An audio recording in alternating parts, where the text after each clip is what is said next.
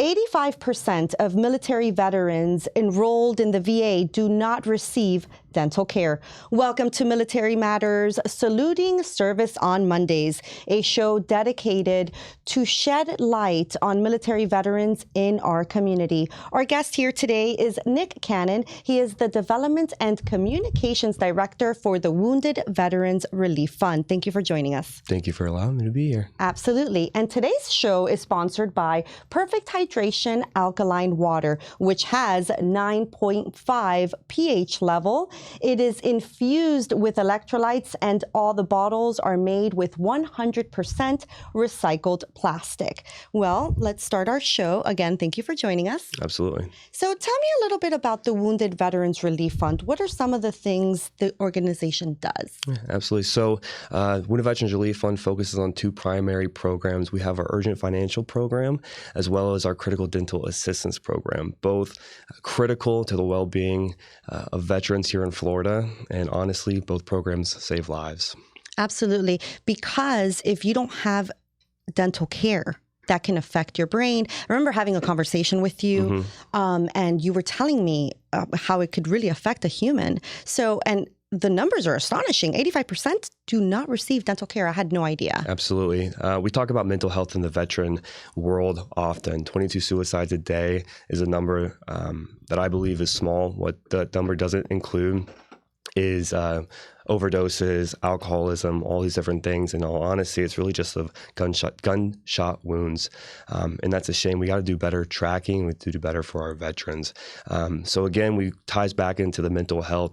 What better way to support mental health is to ensuring that veterans have the smile that they deserve.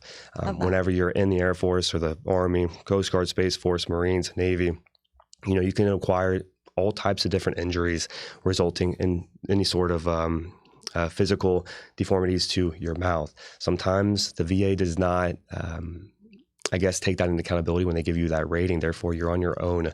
We had two veterans do a couple testimonials not too long ago, and one of them, it happened in the military, and still they get out and they have nothing. So what our Critical Dental Assistance Program does is we focus on those individuals specifically, and we get them the care not only that they need, but that they deserve. Right. Myself included, and all of these veterans, brothers and sisters, we signed the dotted line, giving ourselves up for our country, all to get out and more or less be left on our own. Yeah. Whether it's a purpose or a job or our self-being, it's a tough time to be a veteran here. And I think truly we need to do more. I agree. And we could pull up the website of the Wounded Veterans Relief Fund. So how can someone qualify to receive this care? Absolutely. So we work hand in hand with the VA and their social workers. They're a great team of individuals as well as our case managers. The best way is to go and ask for more information. We are deeply connected throughout the Vision 8 network that provides all of the care to our veterans that are currently enrolled with the VA. So the best thing to do is go there and ask for assistance. If you're not getting the answers that you do need at the time, please feel free to reach out to myself. Contact information will be there, or our team here at WVRF. We're a case-by-case basis, and the most important thing that we provide for veterans is immediate care.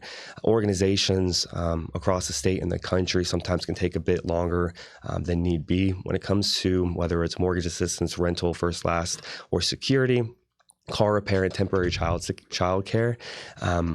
It's not a week, 2 months, a year that they need it. It's that day, that second, that minute, or bad things can happen. So we jump into action right away. I'll give you a short story. Before I joined the WVRF team, I was actually talking on the phone with Executive Director Mike Durkee, and I was actually driving in the car on the phone with him. We were talking about, I don't even know, we were talking about something, maybe sharing stories. And one of my molars that I got repaired when I was back in high school popped off. Right as you were talking? While I was talking to him. And I stopped him mid-sentence. I go, Mike, guess what has happened to me? And he said, what happened? I go, my tooth just broke. And he said, Nick, if only you knew an organization that could help you. That's funny. That day I was sitting in a dental chair. Wow. At no cost to me, 100%. Both of our programs are 100% free to veterans. I love that. For our UFA, our Urgent Financial Assistance Program, our money does not go directly back into their pockets. It goes directly to their creditors. That way there's a sense of accountability and transparency throughout from the initial contact with the veteran to the time that their needs are taken care of. Absolutely. And that is such a wonderful thing. Well, actually, Nick knows. I'm the Miami ambassador for the Wounded Veterans Relief Fund, and there is right now actively a $30,000 grant that truly hasn't been used by Miami veterans. So we urge these veterans, if you are in need of dental care, who is not really, go online and just because you have to apply. Correct. First, There's right? an application process because, again, we are receiving, with the exception of a $50,000 grant from the city of Boynton Beach, which all praise to you guys. You all are incredible. Mayor Pinserga, Vice Mayor Thomas Turkin, who is actually currently serving as an active duty role in the Navy. We thank you guys sincerely. Without your support, veterans would be at risk. So we deeply appreciate it. But other than the $50,000 grant, we are 100% privately funded by donations, by grant donations, and private donors themselves. 85% goes directly back to veterans, which is an amazing amount. And then a team of WVRF employees, myself included, are either veterans ourselves or veteran related, so spouse of veterans or direct relations. So we are a small but mighty team, and it's amazing to be part of it. Yes, and you have so many events. You just had your annual gala, which looked incredible, and we have a picture of you at a gala. I think this was last year's picture, right? Yes, ma'am. The picture that you have there, Andres, you can pull it up. Perfect. So that was at the gala, and you host this annually to raise funds for these programs. Absolutely. So that's pretty amazing. Huge shout out to the team. It's a group partnership. The picture on the screen was from 2 years ago. That was the initial gala that I went to for Wounded Veterans Relief Fund. It's a time where we can not only show the amazing things that WVRF is doing, but more importantly, appreciate the current serving, as well as the veteran individuals that allow us to have these galas in the first place. I love that. I remember going to that one. Yeah, because I remember him. Truly beautiful. Absolutely. Yeah, absolutely. So you have a few other events coming up. You were talking about a fishing tournament. We have the Sailfish Classic coming up in December, and then a couple more throughout the rest of the year. A big holiday drive, giving back toys to veterans' families that we've served throughout the past couple of years. I love that. And how can I participate in that? Absolutely. So the best way is to get in contact with myself. Information will be there, or the information through the website. Send us an email. It'll be mid-December, so we're still collecting toys for the individuals. Every toy counts. That way we can make and bring smiles on Christmas Day for these individuals. I love these veterans and their kids. Yes. And so you mentioned it earlier, but I'm going to mention it again. So you yourself are a veteran. I am. Okay, so you were in the Air Force. Tell us a little bit about your career, and we'll pull up some pictures because you're there in a pilot suit. Yes. So 2013 to 2019, I enlisted in the Air Force. I signed an open mechanical contract. I didn't know much about fixing planes or anything like that, but I figured if the Air Force is going to teach me how to do something, let them teach me something I have no idea how to do. So sure enough, at 19, I enlisted. Shipped off to Lackland Air Force Base January 15, 2013. After that, I went to technical training in Wichita Falls, Texas, and then followed on in Panama City, where I would finish out the enlistment being an F-22 crew chief. That is so cool. And is that an F-22? That is not. That's a T-38. I should know that. Don't even worry. That's a T-38. I was fortunate enough to get an incentive flight where we dog fought. We were in dog fights against other F-22s, F-15s, F-16s, F-18s, and a couple other adversary type aircraft. That is so cool. What's a dog fight?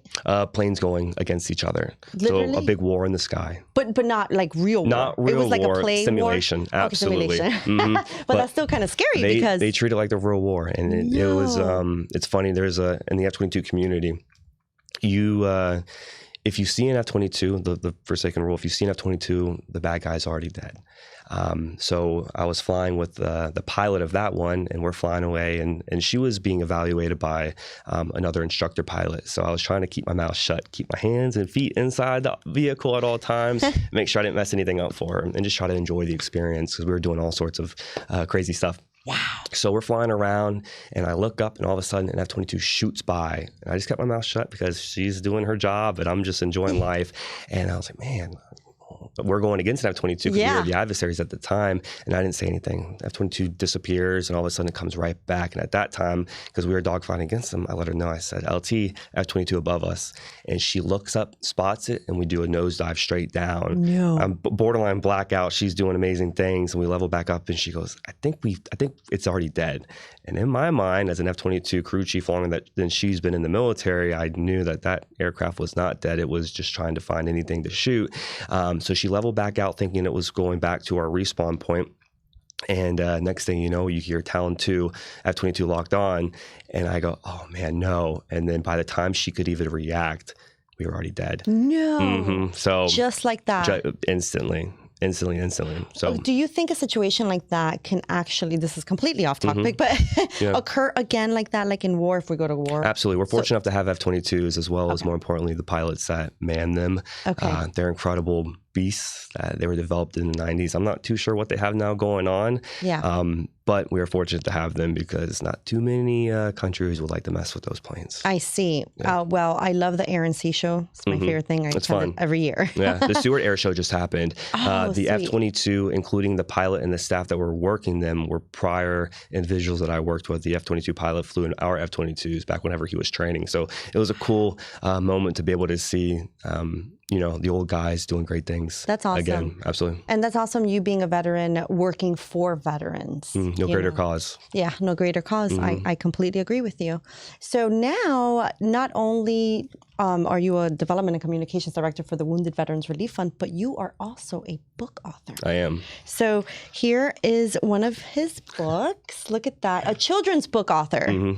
So tell us a little bit about how this got started. I know, but our viewers don't. Yeah, so I'm not, I don't consider myself an author. I'm just a father that was fortunate enough to have a baby girl at a time that I needed it most. A lot of times individuals get out of the military and, we sign the dotted line and we're given this purpose. Whether we believe in it or not, we're given it a purpose and we're told that this is your job. So for 6 years, I did my job honorably to the best of my abilities. I could troubleshoot, repair, maintain with the best for an F-22 and put worthy planes in the sky. But the moment I left the gates of Tyndall Air Force Base, I was given an opportunity to kind of have to rebuild myself. And unfortunately for me, not having a sense of accountability, because it was just myself at the time, I fell into some dark times, to say the least. Yeah. Veterans Day just happened a couple days ago, where we come together and we celebrate veterans. But all too often, the other 364 days a year, we forget about veterans, but more importantly, forget about the silent struggles that the veterans go through. Oh, gosh, yeah. Yeah, and it's tough. So throughout those years, from 2019 to really the past two, I was going through a self-struggle of forgetting the man that I knew I could be. I chose to make decisions that ultimately made you forget about the man who you are instead of being the man that you knew you could be.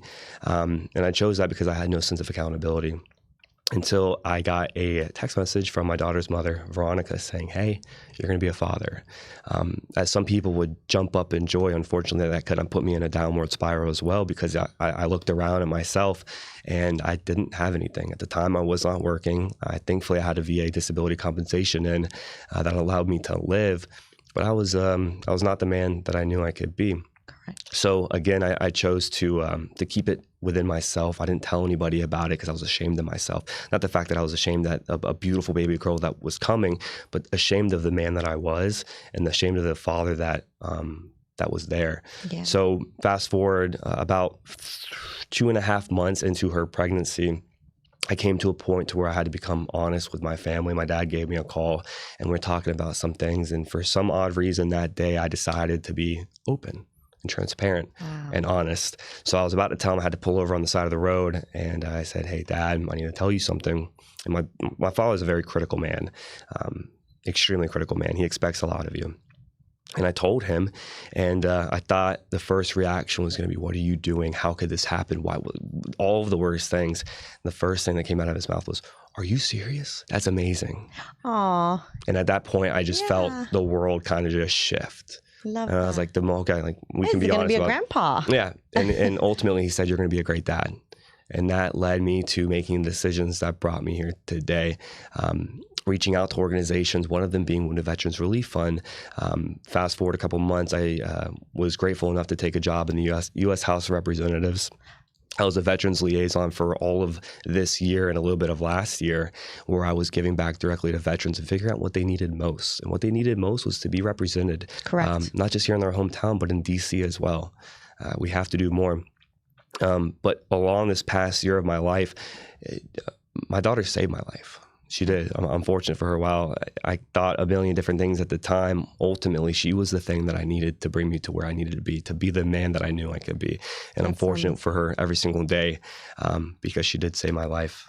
I love that. And thank you for your honesty and vulnerability, because that's huge. And that's what a lot of veterans need to hear. Yeah. It's okay to be vulnerable. It is. You know, you guys are taught to be so strong all the time. Mm-hmm. That you don't know what it is to feel sad or weak, but it's okay. Feel it. Yeah. Ultimately, we're stubborn. We're a stubborn bunch. Stubborn. That's the right word. But that's okay, because our brothers and sisters deserve more. As my daughter was born, I co-parent with her mom, an amazing, beautiful mother. I'm fortunate to have her. But unfortunately, we were living in two different states. She was in Virginia. I'm here in Florida. So having to be able to FaceTime and build a meaningful relationship with my daughter was extremely difficult. And you do what? And ultimately, I started to read on December 12th of 2022. Love that. I started reading a book, Green Eggs and Ham, with the Dr. Seuss collection. If you haven't read it, I advise everybody to read it. Yeah, it's amazing. It's great. Awesome stuff. So on December 12th, I read Green Eggs and Ham, and I loved it so much, regardless of my daughter. I think she was just a little potato at the time, just looking up at nothing. I read her a story, and I liked it so much because it was the first time I was able to really connect to her. But more importantly, take a moment of my time and just have that special moment, you know, that I didn't really have throughout my day because we were living in two different states. Right. So Green Eggs and Ham was the second day. I loved it so much. I got another book, another Dr. Seuss one. So December 13th was another one. The next day was another book. And eventually, I'm not sure how many days it is now. It's over 200 and something days. We're actually going on the year mark.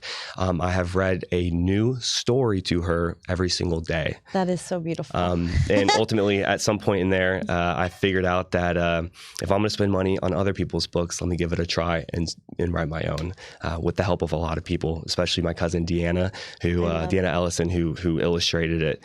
I could not have done it without her.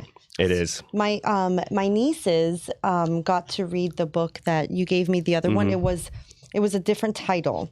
This one is Jupiter Space Zoo, and then Dear Stella. That's how each one starts. Yep. So that's the one and only right now. Our plan is to do 6 more. Yeah, it was this one. Never mind. Yep. But we were able to create a story for my daughter, just to put a tangible object. And again, I'm not an author. I have difficulties using. You are an author. Well, somehow, I guess. It's on so Amazon. Creative. Yeah. It was approved. My nieces loved it. Thank you. Yeah. They were also excited. I was excited to the very end. It was awesome. I appreciate that. Very, very creative. Thank you. And my goal in this is obviously to continue reading, maybe not a new story after the year mark. It gets a little pricey, but continue spending that time every single day dedicated to her and reading her a story, because reading is so important. But also, as we grow and continue to do more stories, at the point where she actually wants to get involved, her and I will do them together. And then eventually I will step back, and then hopefully she'll want to take on the reins and start developing stories herself. I love that. That is so amazing. I mean, that's such great advice for other young parents. I'm not just young parents, like all parents. Read to your kids at night instead of take the tablet away. Absolutely. Right? It's I'm sure many kids didn't get read bedtime stories too often. I know I didn't. Yeah, I didn't either. Yeah, but nonetheless, books are incredible. I still, to this day, can't remember too many times where I was exposed to books like this. But this book was not only dedicated to the children, but also the parents that wanted a way to escape the real world and dive into an adventure with their child. I love that. And there was a picture with you and a kids. Did you go to a school to read to them? Yep, absolutely. So Washington Elementary, I was able to receive an invitation to go read. I believe those are Dr. Seuss books right there. Oh, now you get to read your book. And yeah, absolutely. And it's just incredible to see their faces of imagination. You know, we live in a world where chaos is everywhere we look, but the moment we open the book, we get to dive into a world of not only imagination and fantasy, but just of creativeness. And the kids just get to put in all their might into the story. I love that. Yeah. So, wow, you're young and you already have so many accomplishments. Thank you. So, veteran, communications development director, and U.S. House of Representatives. So, what's next for you? So, what's next is to do more for veterans and do more for America. How that may be, whether it's the Florida House, whether it's Congress, whether it's the president, you never know. Yeah. So I may be sitting with the future president. We'll see. But what I'm dedicated is doing the most good for the most people. Whether I'm here at WVRF next year or 2 years or 10 years or 50 years, WVRF is a place where I belong, and I'm always going to do everything for them. But going forward is we have to do more for veterans, and however that makes the most sense is where we're going to go.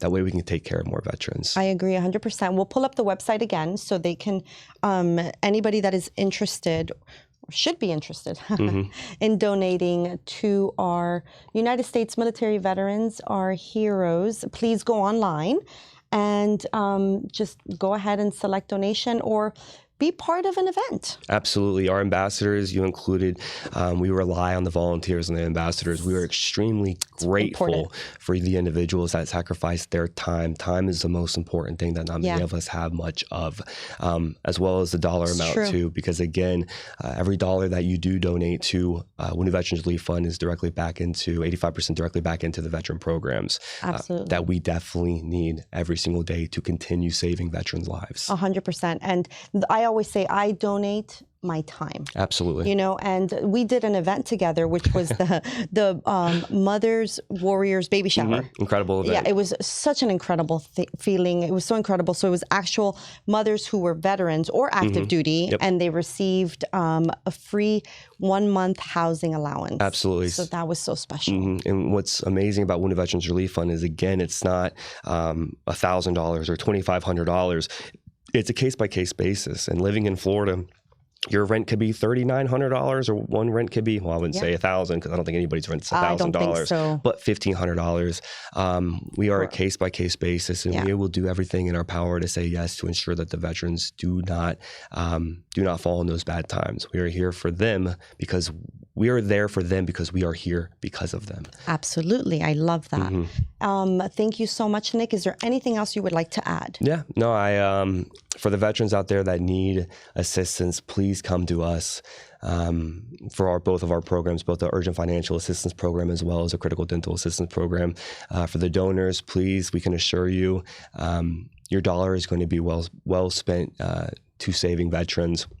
And to the volunteers that have time to give up, please give us a call. We have a lot of events coming up. Please feel free to check out our website. That way you can be connected at all times.